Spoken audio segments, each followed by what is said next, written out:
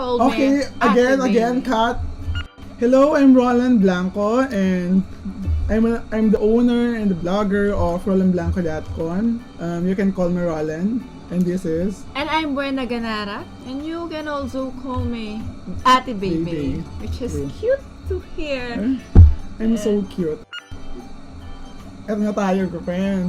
The first episode, di ba? And ito pag-uusapan natin ang ang pagkakaibigan ng Baylan.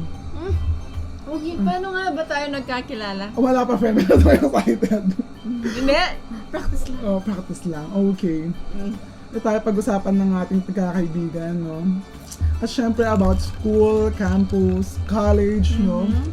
About fitting in, no? Yung pag sa mga friends, no? And society. So, Lalo na, kapag sa college, irregular ka, mahirap yan. Iba-iba yung section mo, di ba? and this is Baba! Okay. Okay, so eto na. Paano ba tayo nagkakilala, friend? Naalala mo pa ba? Ay, oo, yung first meet, nung pinakauna ko nakilala, ikaw nun eh. Kasi yung mukha mo nun napaka-white, shiny, and flawless. Talagang kinis talaga, friend. True, hindi lang ako nung nakapansin nun eh. Marami nagsasabi. May talagang syempre yung talagang pundasyon ng talagang Ako kasi nun parang feeling close ako eh. Kunwari, kapag alam kong Becky, ako nag-aalanganin pa ako nun sa'yo.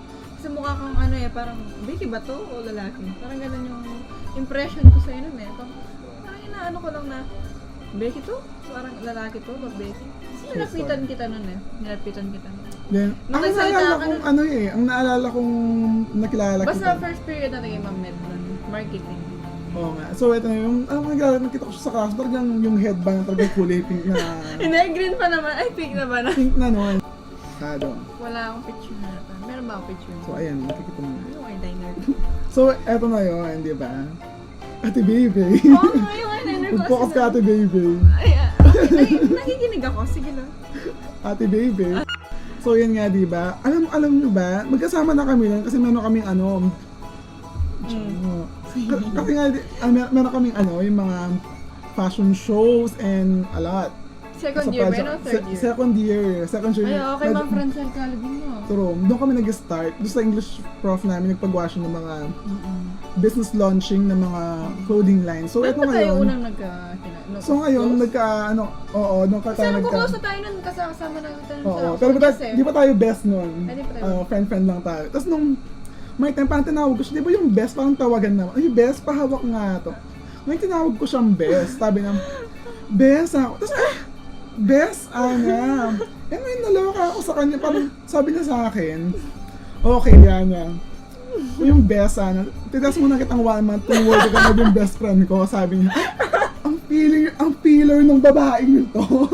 Ikaw nang worthy, addition.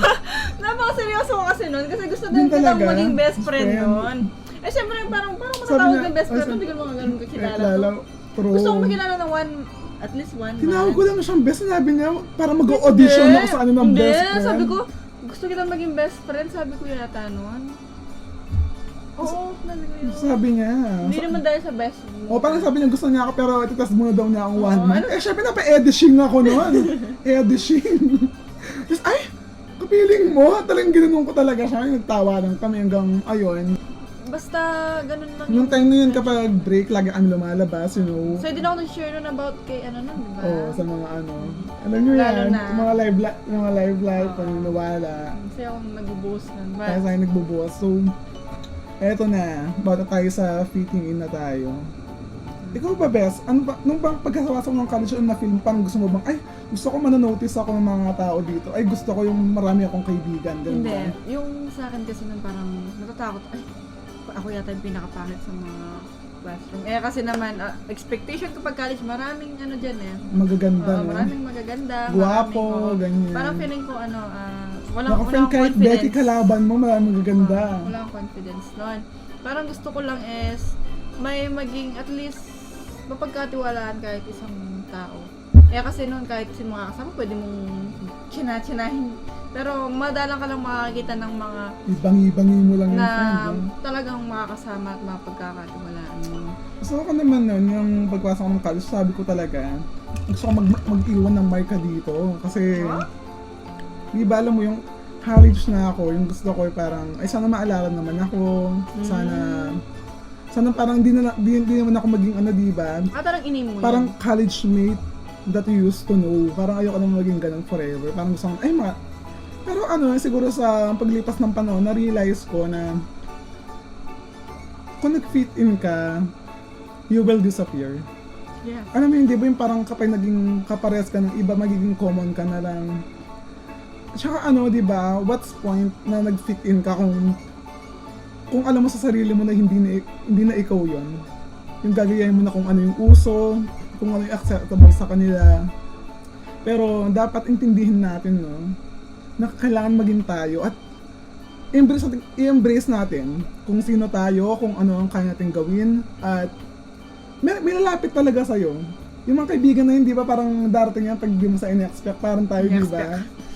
Oo nga. Hindi ko rin expect yun. Hindi ko nga in-expect naging magkakaibigan tayo eh. Ikaw si Jaen, ako. Expect ako, hindi ko rin expect. Ako di ko yan expect, totoo man. Kasi Expect. tingnan mo, totoo, magkakaiba kami ng hilig, magkakaiba kami ng personality, pero yun, di ba? Di mo nga masasabi. Hindi masasabi. Oo. Kung nasa stage ka, ano yun eh, kung magkakalasi kayo, kung magkakasama kayo, kung magkakaibigan kayo, maraming lives dyan sa stage, parang college. Meron dyan yung mga cool kids, maliliwanag yan. Pero tandaan mo, kung gusto mo mas, hindi mo kailangan maging maliwanag ng todo. Pwede ka mag-twinkle, no? Para mapansin ka, pwede ka mag-ibang kulay, di ba? Hindi ka naman kailangan maging yung maging ganun ka-bright or ka-shiny. Kailangan mo lang maging ikaw, embrace mo ang sarili mo, at maging different, no? Kung gusto mo talagang mapansin. Gusto mo talagang pa-favorite, di ba? Talagang kailangan maiba ka. Pero for me, just be yourself. So, Kasi yung hindi mo naman pinaka-importante. mapipilit yung sarili mo kung paano maging ikaw. True. Alam ko naman, we are different in our own way. Ako nga, for sure, ako naalala ko, sa mga first year friend, sa mga classmates ko, nagjo-joke ako lagi, tas alam mo yung walang tumatawa. Hindi, nakakatawa ka naman eh. Anong first year friend, classmate na makita? Hindi naman, di ba? Pero Tas, kahit di ka nagjo-joke, parang magsalita ka, natatawa na yung buong yun class. talaga, totoo na first year, parang pinipilit ko magpatawa, kahit sa reporting, talagang walang tumatawa. Tapos sabi ko sa sarili ko, ay, ba't ganito, friend? Di ba? Talagang maano ka, yung bakit ganito? So, nag-start ng second year, then parang sabi ko sa sarili ko, parang gagawin ko lahat para maging ako. Then ano yun, yung parang ayoko yung maging ibang tao, gusto ko maging ako. Then, kung sino lang yung lalapit, kung sino yung ma-accept ako, yun talaga yung magiging kaibigan ko. Then, tumagal yung panahon na yan, marami na akong friends. Oo nga yan. Di ba? Ako di ko Sobrang dami ng friend mo, minsan ako di mo ako. Ganun, huwag ka na mag-selos, please.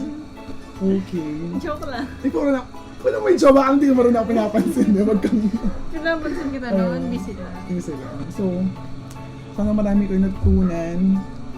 Tandaan nyo, diba? Kailangan mo lang maging ikaw. Yes. You don't need to be a cool kid. You need to be you. Yeah.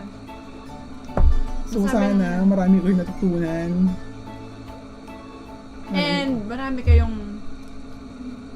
napulot. Napulutin nila. So, thank you for watching. And this is Bye-bye!